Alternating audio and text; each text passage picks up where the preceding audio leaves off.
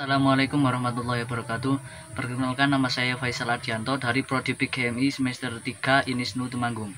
Dalam kesempatan kali ini saya akan mempresentasikan mengenai materi tentang bahasa baku dan tidak baku. Sebelumnya saya akan memaparkan tentang pengertian dari bahasa baku dan bahasa tidak baku.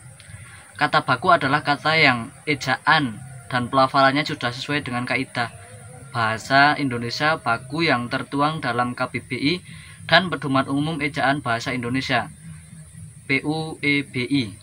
Kosakata baku digunakan untuk segala hal yang bersifat formal, termasuk dalam karya tulis ilmiah, surat resmi, majalah, atau dalam forum-forum resmi. Sementara itu, kata tidak baku adalah kosakata yang ejaan dan pelafalannya tidak sesuai dengan KBBI dan PUEBI. Biasanya kosakata tidak baku berasal dari bahasa daerah atau dari kata baku dengan pelafalan yang tidak sesuai. Kata tidak baku lazim digunakan dalam percakapan sehari-hari, tetapi tidak dapat digunakan dalam konteks formal. Selanjutnya, ciri-ciri dari kata baku. Satu adalah tidak dipengaruhi bahasa asing. Nomor 2, memiliki bentuk yang tetap.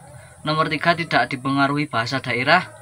Nomor 4, pemakaian yang sesuai dengan konteks kalimat. Nomor 5, bukan merupakan ragam bahasa percakapan.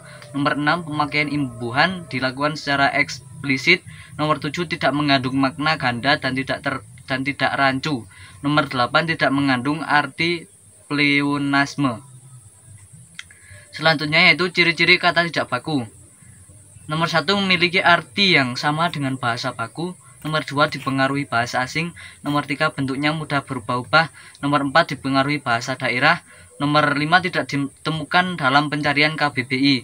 Nomor 6, digunakan dalam percakapan sehari-hari dan bukan konteks resmi. Selanjutnya yaitu fungsi kata baku. Fungsi kata baku nomor 1, sebagai pemersatu kata baku dapat digunakan untuk memersatukan berbagai kelompok masyarakat dalam satu kesatuan menurut bahasa, seperti yang tertuang dalam Sumpah Pemuda. Kami putra dan putri Indonesia menjunjung bahasa persatuan dan bahasa Indonesia.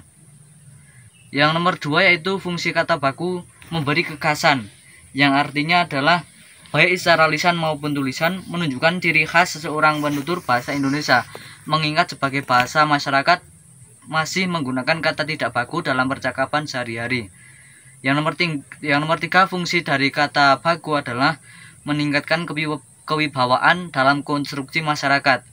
Yang nomor 4, fungsi kata baku adalah kerangka acuan. Kosakata baku adalah sebuah kerangka acuan dan tolak ukur dalam berbahasa yang baik dan benar sesuai KBBI dan PUIBI sebagai acuan tertinggi dalam bahasa Indonesia. Selanjutnya yaitu fungsi kata tidak baku. Ada 4. Nomor 1, penutur tidak memahami bentuk penulisan baku dari kata yang dimaksud. Nomor 2, penutur tidak mengoreksi kesalahan pelafalan atau ejaan yang ditemui. Nomor 3, terbawa oleh kebiasaan penutur lain. Nomor 4, pelafalan terpengaruh oleh dialek dari daerah asal penutur. Selanjutnya yaitu contoh kata baku dan tidak baku. Contoh kata baku dari afdol, maka tidak bakunya adalah afdol.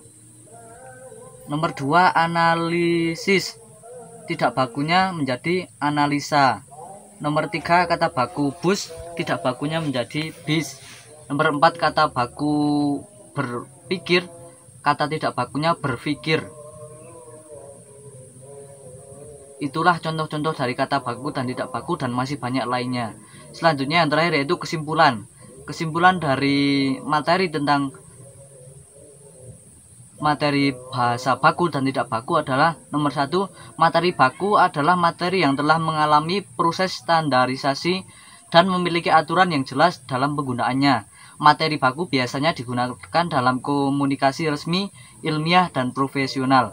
Nomor 2 yaitu materi tidak baku adalah materi yang tidak mengikuti aturan dan standar tertentu dalam penggunaannya. Materi tidak baku seringkali digunakan dalam bahasa sehari-hari, percakapan informal, dan media sosial. Nomor 3, perbedaan antara materi baku dan tidak baku terutama terkait dengan tata bahasa, kosakata, dan gaya komunikasi. Materi baku cenderung lebih formal dan terstruktur, sementara materi tidak baku lebih bebas dan informal. Nomor 4, penting untuk memahami perbedaan ini agar dapat berkomunikasi dengan tepat sesuai konteksnya. Materi baku lebih cocok untuk situasi formal seperti surat resmi, laporan, atau presentasi, sedangkan materi tidak baku lebih sesuai untuk percakapan sehari-hari antar teman atau keluarga. Nomor 5, kemampuan untuk membedakan dan menggunakan materi baku dan tidak baku dengan benar adalah penting dalam menjaga komunikasi yang efektif dan sesuai dengan situasi yang dihadapi. Demikian presentasi materi tentang baku dan tidak baku dari saya. Bila ada kurang dan lebihnya, mohon dimaafkan. Cukup sekian, saya akhiri. Wassalamualaikum warahmatullahi wabarakatuh.